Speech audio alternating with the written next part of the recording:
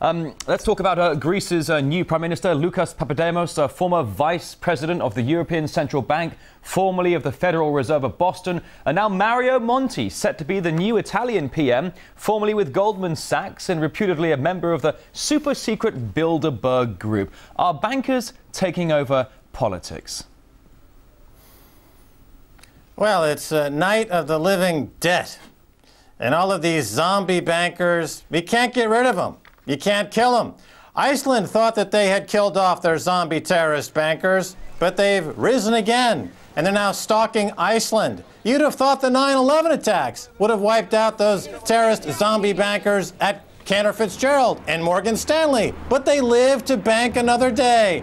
They are a plague around the world, and certainly in Europe, as you pointed out, there are no elections, but they're putting bankers in charge to bring about total banker domination as the world goes down a slippery slope into banker hell. But now, Max, if indeed these former bankers are taking political control, what are their main priorities? What are their agendas? Are we talking, geopolitical strategies here or what? The main agenda is to create more debt. So in the Eurozone, they have an opportunity to bring all the balance sheets of all the countries together and create new lending facilities like EFSF, which is a new €5 trillion lending facility. And they want to build on that to create 10, 20 trillion euro lending facilities because bankers get paid on how much debt they create. Never mind the fact that to pay for the debt, ultimately they have to impose more austerity measures. So more austerity measures, more debt, more fees for bankers, more financial terrorism. So the more fees, the more loans, the more force-feeding of austerity measures here. It would seem that it's a very small elite that are continuing to benefit from all this. Absolutely. It's an elite. It's an elite of the top zombie bankers in the world. They're continuing the same plays that they've been doing now for the last few years. There used to be a thing called moral hazard, where if banks took risk, they would be at some point penalized by the system. But now, the more risk that they take, the greater the rewards they get. The more risks that they take, the lower interest rates are kept, and the more rewards they get. So look at MF Global in America.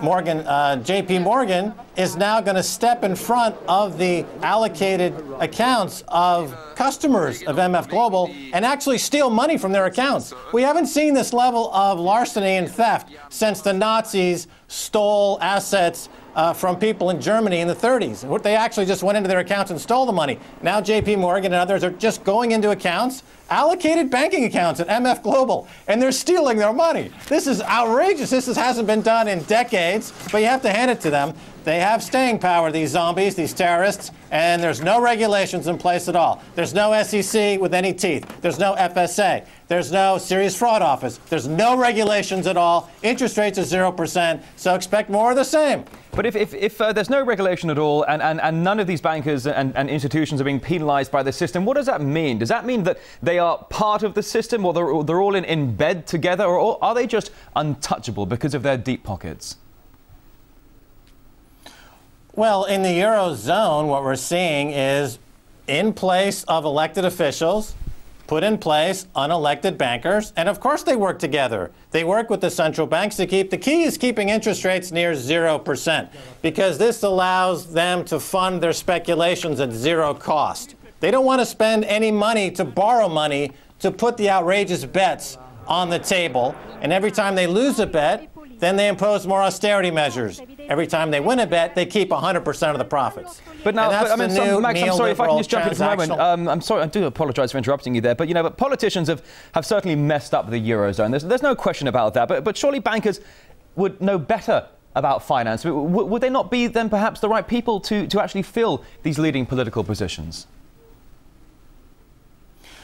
Well, that's the argument of somebody who's a victim of wife beating. So you're saying that you're being beaten unmercifully by your husband, but you're saying he's the best guy to be in place as my husband because he knows how much he's beating me. So I need him to remain my husband because he knows best about how I'm being beaten. I mean, you're taking the argument of a victim. You're taking the argument of someone who's being beaten in this way, and you're defending and you're saying, well, things will get better, the wife beating will stop, or it's unconscionable even that you would make such an argument. I mean, I don't mean to be personally making this case against you, but this is what you hear all the time. People say, well, the bankers know best. Well, the bankers are the ones who have stolen all the money. So are we going to give them more ability to steal more money and impose more austerity measures? That's insane. Is there, Max, finally, is there an end game to all of this? As you suggest, the bankers continue to line their pockets. They're now manning the thrones, manning the helms of certain European countries. The people, certainly in your eyes, seem absolutely powerless here.